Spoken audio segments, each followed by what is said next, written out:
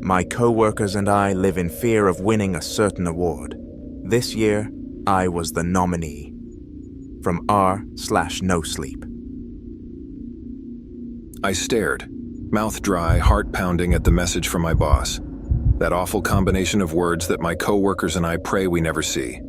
You're in the running for Employee of the Year. For him to send something so callous via email, that was just rubbing salt in the wound. My eyes glazed over the wall of text that followed. I didn't need to read the details. I'd cleaned enough of the prior winners off the walls and ceiling of the soundproofed break room to know exactly what the award entailed. After that initial deep pang of fear faded, denial flooded in to take its place. I wasn't just hitting my sales quota, I was blowing it out of the damn water, selling big-ticket items daily. I never forgot to place the stickers with my barcode on the products either, so when my customers checked out and it was scanned at the register, the sales should have automatically been linked to my employee ID. We don't receive commission. There are other incentives to keep our sales up. I hadn't been watching the numbers because I knew I was making sales left and right.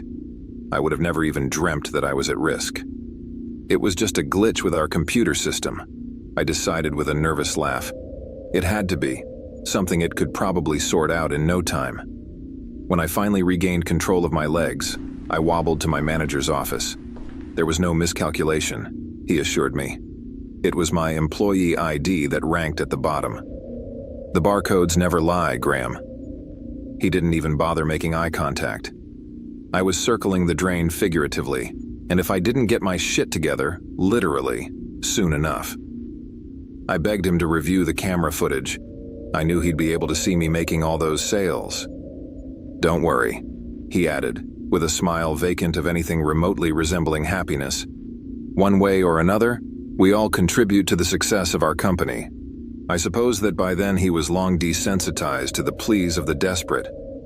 As I left his office, I assured myself that this wasn't a death sentence. Not yet. I had another month until they recalculated our final standings before shit would get real. Before I'd be given a limp handshake and an empty, "Thank you for your devotion to the company," as I was led down the hallway. Before I'd meet what lives behind the usually padlocked door in the shadowy corner of the break room. Before I'd learn what it truly meant to sacrifice myself for the good of the company. Word spread fast around the office. Kevin gave me his smug, shit-eating grin. Maybe he thought that with me out of the picture, he'd finally have a shot with Elise. Elise. I just desperately hoped that hers wouldn't be the name drawn afterwards. The one selected to hose what's left of me off the break room floor and down the stained, rusty drain. As required, I began parking in my new designated space at the far end of the employee lot, the faded sign indicating "Reserved for Employee of the Year," nearly swallowed up by the encroaching tree line. It added an extra 10 minutes to my walk to our store, and I dreaded that added time in the oppressive Texas heat. The rational part of me knew that was soon to be a moot point, though. One way or another, in another month, I wouldn't have that parking spot. If I were lucky, I'd live to see another summer, live to see some other poor bastard's car parked there. If they hadn't already heard the news, when the rest of my coworkers saw my car in that space, they knew what it meant. Don't get too attached. They started avoiding me like the plague. I didn't blame them. We all knew what would be coming next if my sales didn't improve. It's the same thing that happens every time. We'd gather for the mandatory meeting on the closing night of the fiscal year. All eyes on the sorry son of a bitch that had won. The room so quiet that you could hear their muffled sobs. They'd receive what barely constituted a handshake from my manager while he muttered, dead-eyed, his appreciation for their devotion to the company. Next, they'd be ushered off to the break room to meet corporate. No one tried to run, not after what happened in 19. Instead, the winner would always turn back, shooting us a desperate final look, eyes pleading for someone, anyone to intervene. And of course, no one ever did. Once the door closed behind them and that soundproofed room swallowed up the last of their sobbing, begging, it was over.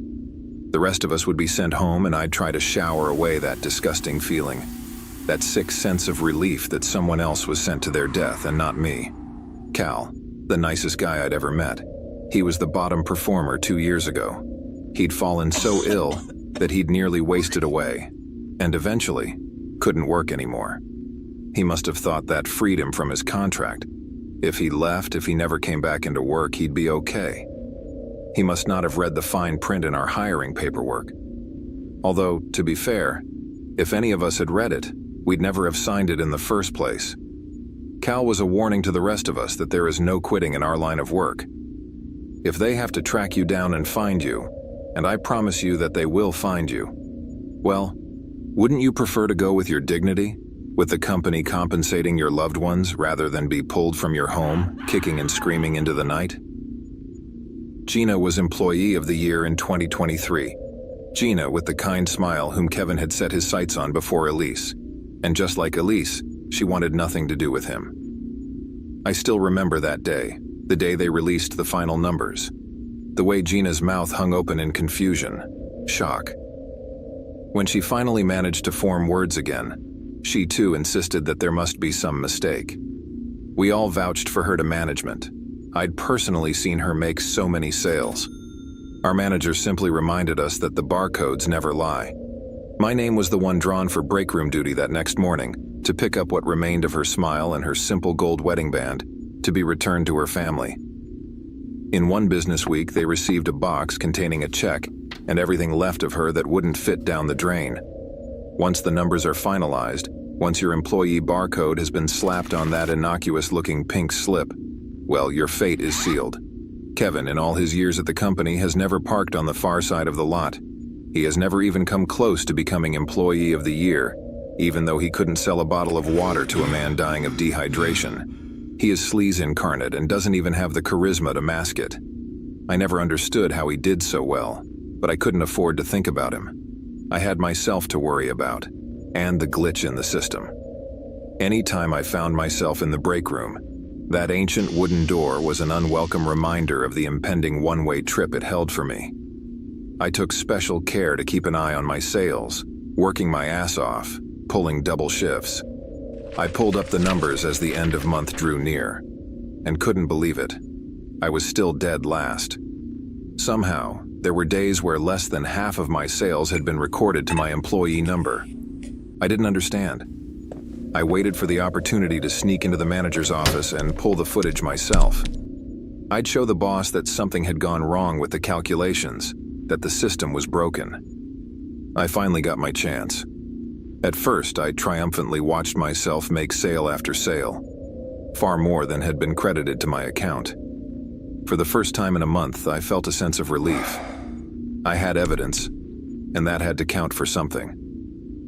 I switched feeds to the camera nearer to the registers so I could confirm that the codes were being scanned.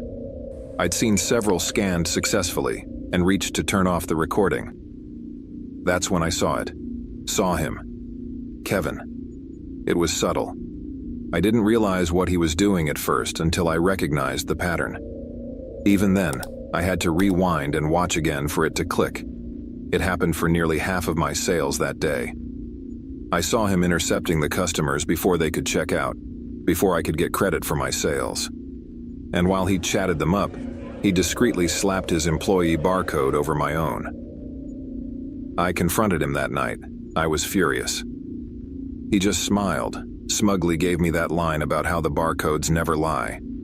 He didn't give a shit that he was sentencing someone else to death. Hell, maybe he even enjoyed it. Kevin had stolen credit for Gina's sales, and God knows who else's. Fucking Kevin. The day our numbers were to be finalized, he had the audacity to place his barcode over mine on a huge sale I'd made. He made no attempt at hiding it, right in front of me. He flashed me a grin as he did. I caught up with the customers before they checked out, and they kindly allowed me to peel the sticker off. I stuck it in my pocket to show my manager. I pulled the video too, and I stormed into his office, refused to leave until he watched it. I studied him as his eyes moved across the screen, and if he was upset or shocked, he certainly didn't show it. Finally, he met my eyes, and at the sight of the pain in his, well, for the first time, I felt a sense of relief. Until I realized why he looked so miserable. Until he whispered, "I'm sorry, Graham. Someone has to receive that award tomorrow. It's out of my hands." I wordlessly handed him that damn barcode sticker of Kevin's that I'd peeled off. He studied it for a long moment before he handed it back to me with a mere, "Why don't you hold on to this?" I told Elise what had happened over lunch, and as much as I appreciated her outrage on my behalf, I was already resigned to it. I'd mainly wanted to warn her because I had a sick feeling she'd be the one Kevin went after next. I'd be lying if I said I wasn't devastated when, that night, my boss called me into his office and informed me of the final standings. Yeah, I knew it was coming, but I guess it's just human nature to hold on to denial, hope, until the bitter end. For what felt like an eternity, we stared at each other in silence. The presence of the pink slip of paper lying on the desk between us said more than enough. Finally, my eyes drifted down to the form. He'd already signed, but the space where my barcode, the series of vertical lines spelling out my death sentence should have been placed, was empty. I never knew how this part went, since it always took place behind closed doors. No one that ever filled out that form lived to tell the rest of us about it.